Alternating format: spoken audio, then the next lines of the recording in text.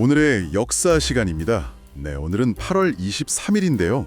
과거 이날에는 어떤 중요한 순간들이 있었는지 보내주신 자료들을 통해서 함께 좀 깊이 살펴보겠습니다. 보니까 한국사랑 세계사 양쪽에서 꽤 의미 있는 사건들이 많았던 날이더라고요. 네, 맞아요. 정말 다양한 일들이 있었죠. 짧은 시간이지만 이날 있었던 여러 사건들 속에서 핵심적인 내용들, 또 흥미로운 지점들을 한번 짚어보려고 합니다. 자, 그럼 한번 시작해 볼까요? 좋습니다. 먼저 한국사부터 좀 보죠. 아무래도 해방 직후 그리고 정부 수립 초기 그 시기의 모습들이 좀 눈에 띄는 것 같아요. 네, 그 1945년 8월 23일 자료를 보면요. 광복 바로 직후잖아요. 그때 여운형 선생이 이끌었던 조선 건국준비위원회, 그러니까 건준의 활동이 아주 두드러집니다. 아, 건준이요? 네, 전국적으로 막 조직을 넓히면서 민중이 중심이 되는 통일정부, 이걸 세우려고 했던 열망 같은 게 느껴지죠. 해방의 기쁨 속에서 우리 손으로 새로운 나라를 만들어보자, 뭐 이런 움직임이었던 거죠. 아, 정말 그야말로 뜨거웠던 시기였을 것 같아요. 진짜. 네, 그렇죠. 근데 이 자료들 다른 한편을 보면 바로 그때 외부 세력의 개입이라는 또 다른 현실이 다가오고 있었다. 이것도 보이네요. 그 미군하고 소련군 진주가 임박하면서 맞습니다. 그 분단의 그림자가 서서히 드리워지기 시작한 거죠. 건준의 노력은 분명히 그 민족 스스로 국가를 세우려 한 아주 중요한 시도였는데 결국 강대국들의 이해관계 속에서 그 꿈이 좌절되는 과정이 참 안타깝게 드러납니다. 바로 이 시점부터 어떻게 보면 분단과 냉전이라는 그 새로운 국면으로 접어들게 되는 뭐랄까 중요한 전환점이었다 이렇게 볼 수 있겠죠. 그리고 불과 딱 3년 뒤네요. 1948년 8월 23일 기록을 보면 상황이 또 달라요. 대한민국 정부가 8월 15일에 수립되고 그 직후에 이승만 정부가 행정 조직을 갖추면서 막 국가의 기틀을 다져가던 그런 시기였는데요. 네, 맞아요.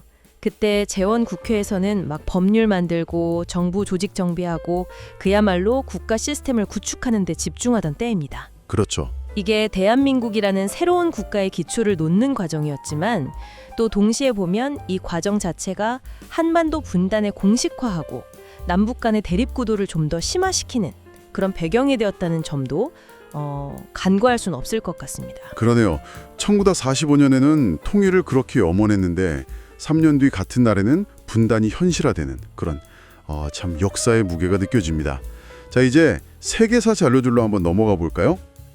8월 23일이 저항과 투쟁, 그리고 때로는 역사의 물줄기를 바꾼 그런 외교적 결정과도 관련이 깊어 보여요.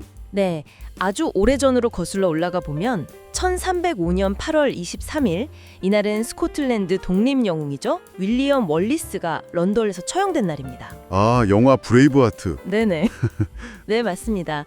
영화 때문에 많은 분들이 기억하실 텐데 그의 죽음이 오히려 스코틀랜드 사람들의 저항 정신을 더 강하게 만들었다. 뭐 이런 분석이 좀 흥미롭습니다. 아, 그러니까 한 개인의 희생이 민족 전체의 독립의지를 더 불태우는 그런 계기가 된 거군요. 그 이후에 로버트 브루스가 독립전쟁을 이끌게 되니까요. 그렇죠. 바로 그렇게 연결이 됩니다. 그리고 시간이 좀 흘러서 1775년 8월 23일에는 또 다른 저항의 역사가 있네요. 영국 국왕 조지 3세가 미국 식민지를 반란 상태다 이렇게 공식 선언한 날이라고요. 포배 여지를 없애버린 거죠. 그래서 미국 식민지 주민들의 독립 의지를 더욱 확고하게 만들었습니다. 아하. 결국 이게 다음에 그 유명한 미국 독립선언으로 이어지는 아주 결정적인 계기가 됩니다. 보면 국가의 탄생에는 이런 극적인 선언이나 결단이 필요한 순간들이 꼭 있는 것 같아요. 그런데 여기서 정말 놀라운 지점은 1939년 8월 23일 같아요. 이 자료들을 보면 나치 독일하고 소련, 이념적으로는 정말 극과 극에 있는 두 나라잖아요. 네, 그렇죠. 상상하기 힘든 조합이죠. 근데 이 두 나라가 불가침 조약을 맺었다는 거죠. 그 유명한 몰로토프-리벤트로프 조약. 이게 근데 단순히 서로 침략하지 말자 이런 약속이 아니었다는 점이 자료에서 명확히 보이는데요. 맞습니다. 핵심은 그 조약에 딸린 비밀 의정서에 있었습니다. 비밀 의정서요? 네, 폴란드를 비롯해서 동유럽 지역을 독일과 소련 두 나라가 사실상 나눠 갖기로 합의한 그런 내용이죠. 와, 정말 충격적인데요? 그렇죠. 그리고 이 조약이 체결된 지 불과 일주일 뒤입니다. 독일이 폴란드를 침공하면서 제2차 세계대전이 발발했으니까요.